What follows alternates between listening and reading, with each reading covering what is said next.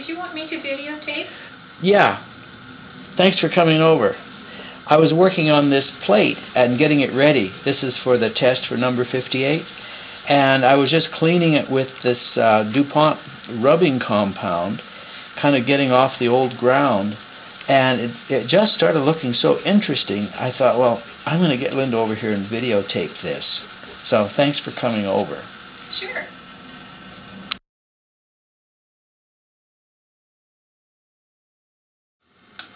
Hi, I'm Bill Ritchie, and I'm getting ready to test Mini Halfwood Press number 58, which is on its way to the East Coast. I have everything ready for a fast test. I have my ink, which is a Charbonnel soft black, a spatula, flexible spatula, some mat board chips for spreading the ink around, little rag, tarlatan, telephone book pages, a hot plate, the printing plate itself, which is a little different this time because I left some of the etching ground on it because when I was cleaning it I thought it was interesting, so I thought I'd experiment.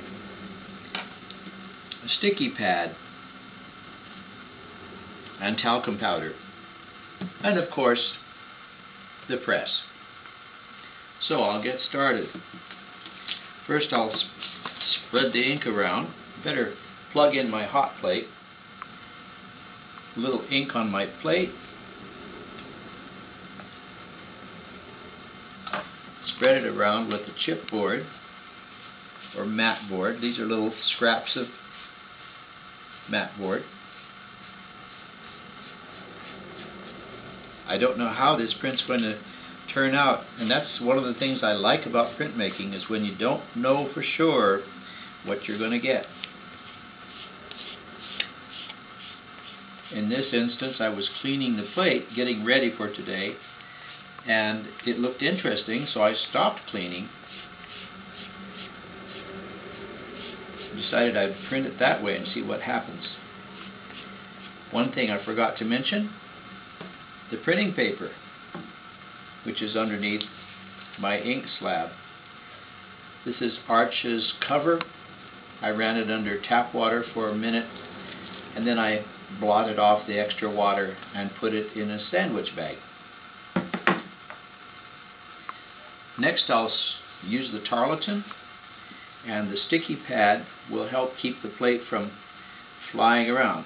Well, it's a little stiff right now, so I'll warm it on the hot plate just briefly. I don't want to get it too hot. That will soften the ink and make it so it doesn't fly around so much. And then I'll switch to paper. Telephone book page makes good paper wiping. The plate's still just a little warm.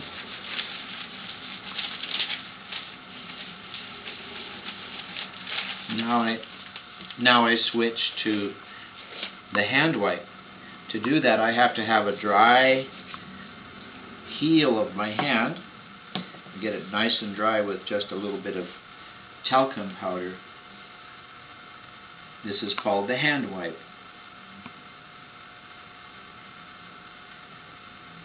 The hand wipe will bring up the contrast to its maximum.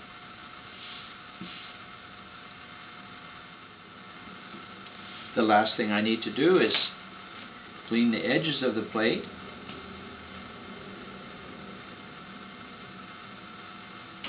And I'll be ready to set up the press. It's ready to go.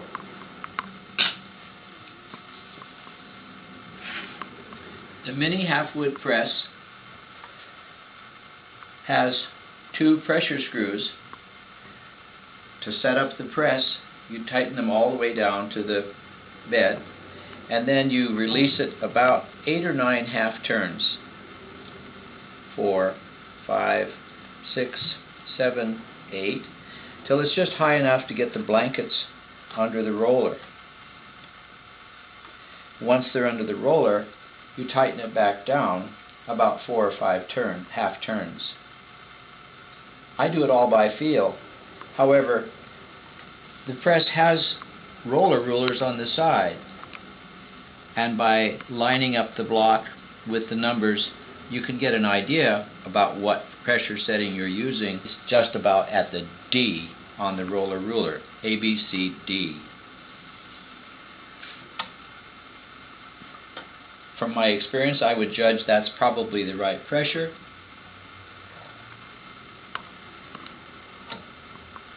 Put the plate on the bed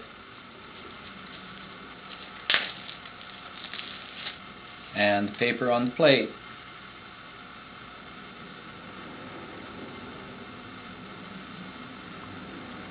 And roll it through.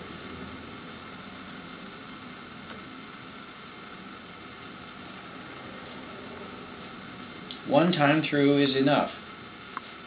Now, for the sake of the video, I'm just going to turn the press around so you can see pulling the proof. But before I do that, I like to add what's called a moment number. That is the year, the month, the day, which is the 10th, and the time of day, which on the 24-hour clock is 17:14. And there's the proof. Kind of interesting. As I said, I didn't clean the ground off, the etching ground, from this plate. That black stuff there is actually laser toner from a silly transfer etching plate. And as I was cleaning it, the image of the ship became visible, and I thought that was interesting. I make a test plate like this for my Mini Halfwood presses, and so it's a little bit like making an addition of copper plates. There will be ideally about 49 of these copper plates, all about the same composition, but at some point I need to improvise and make some variations, and that makes it all the more interesting. So that completes the test for number 58. After the video, I'll go back and print another proof for myself, and this print goes with the press along with the plate mounted for the owner of the Mini Halfwood. So I'm Bill Ritchie, and I thank you for watching. A few more things need to be done before I pack this up and send it off to the East Coast. For one thing, I need to roll up the blankets that come with every Mini Halfwood press into a tight little tube so that they'll fit in the box along with the other things that come with the press. For example, the postcards, 2 postcards, a business card from myself. Here's the stamp that will seal the box when it's all finished, just like a cigar box. The Allen wrench that's used for tightening the hub on the wheel, just in case it ever becomes loose. A blank new copper test plate for the owner to experiment with. The user's manual. The little baby book, I call it, that tells about the making of this particular individual press, number 58. And when I get it laminated, the finished card that holds the collectible copper plate with an explanation as to how the copper plate came about. Inside the lid on the box is the certificate of authenticity, showing who bought it, when, and with my stamps on it, showing that this one was made by Bill Ritchie. And this box, of course, nests inside the press. The last thing I'll do is set up what I call the beauty shot, showing 2 sides of the press, and that will go up on the owner's website. I have one web page for everyone who owns a Mini Halfwood press, just as if it's one of my artworks. I'm Bill Ritchie, and I thank you for watching.